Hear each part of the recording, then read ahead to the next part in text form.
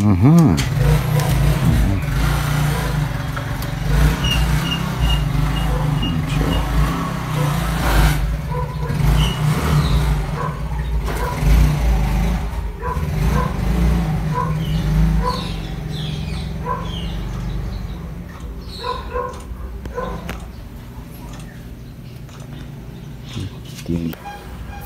Same issue siya ng backlight.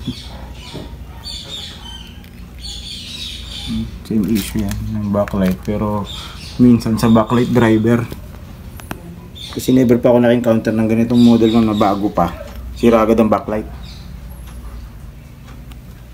Yan po, kita niyo po ma'am, YouTube. Meron yan, malabo siya sa dim display po yan, di ba? Yan po. Yan. Meron eh, na? Oo.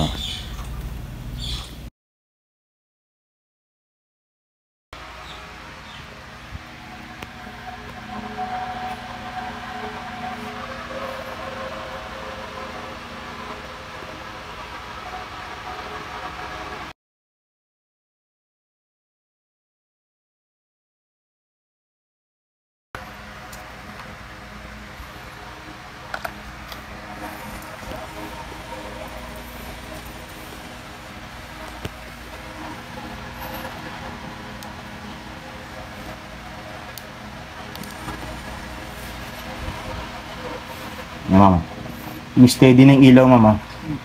Nakita niyo yung ilaw sa butas? Yung steady na siya yun. Kahit hindi natin taas yan. Kasi risky pa eh. Baka may pagtaas natin biglang. Ayan pa, umilaw na po. So, babalik ko lang yung cover niya tapos hindi ko makuha ng full view eh. Hindi pa ako.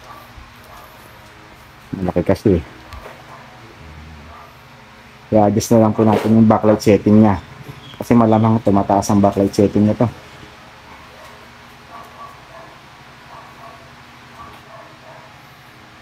Laki pa naman, no?